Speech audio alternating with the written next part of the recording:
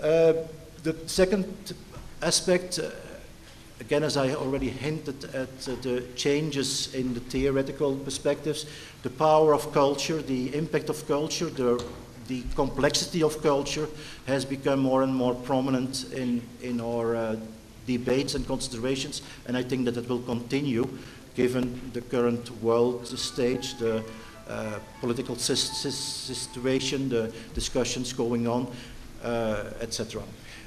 Will that lead to a reinvention of modernization, going back to the past, so to speak, or will that bring other ways of looking at modernization, modernization which is less Western, modernization which is much more multiple, different characteristics, etc.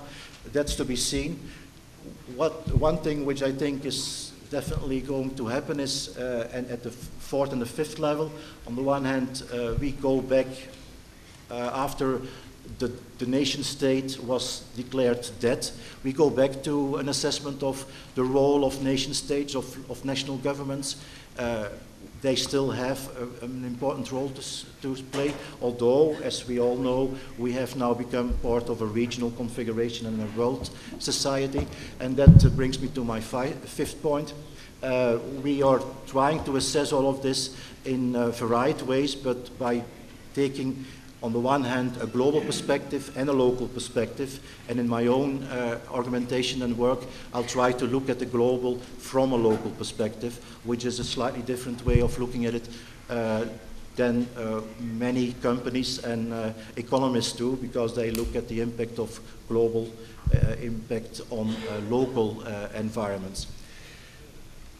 That brings me to the third point of the paper, and I had prepared a bit of a video document of 12 minutes, but I'm not gonna show this. For those interested, that can be done afterwards. But what I wanted to highlight is that all this is relevant for our current day discussions, and I therefore wanted to position that in the context of the debate of the Millennium Development Goals.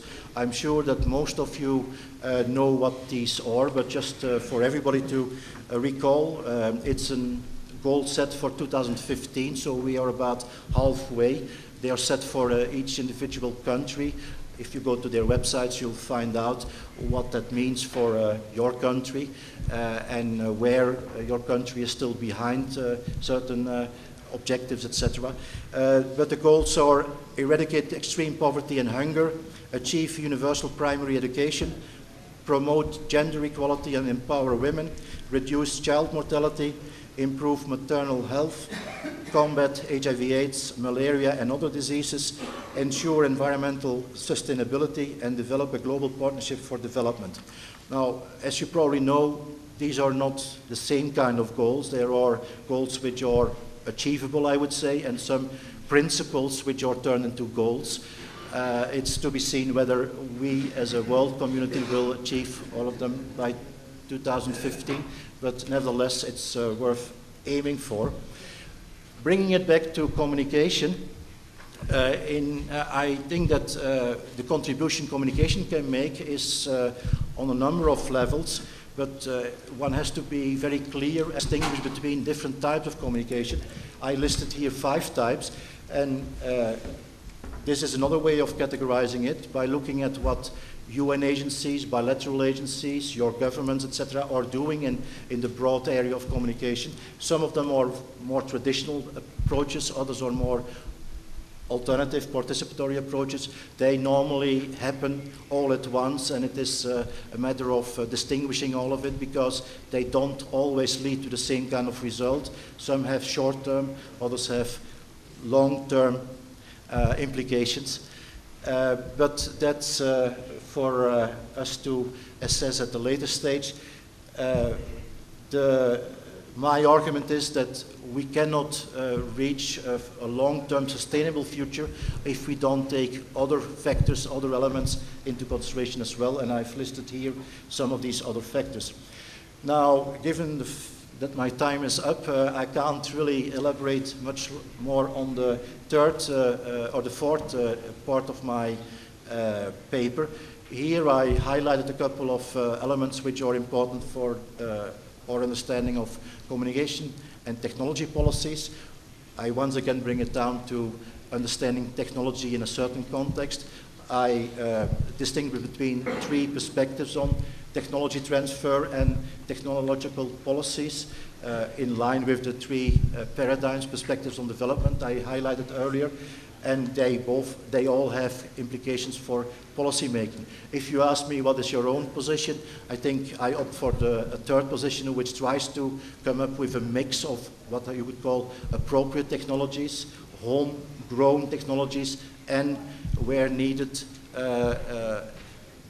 high-level technologies, but then of course considered from the perspective of the national or the local context.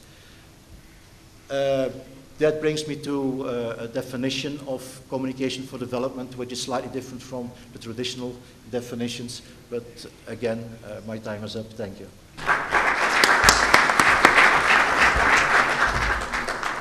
Thank you, Professor John.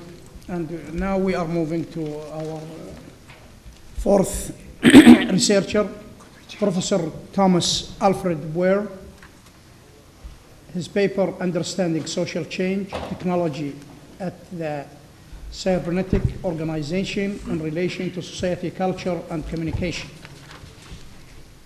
حصل الدكتور توماس بوير على شهادة الدكتوراه في دراسات الاتصال عام 1973 من جامعة سالزبورغ، ويعمل حالياً أستاذ بقسم الاتصال بجامعة فيينا في النمسا، منسق برامج تعليم جامعية، رئيس تحرير نشرة ديسكربوتو، نشرة ربع سنوية في شؤون وسائل الإعلام في دول أوروبا الشرقية والغربية.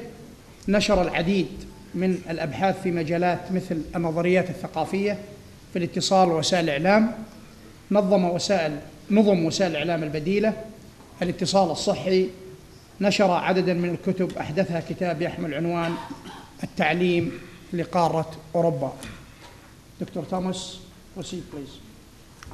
Thank you very much for the invitation. I'm very happy to have the opportunity to give a speech here, even if it is very short. I can only give somehow my entrance things and entrance thoughts. We have just heard from Jan Servus the way from practice to theory.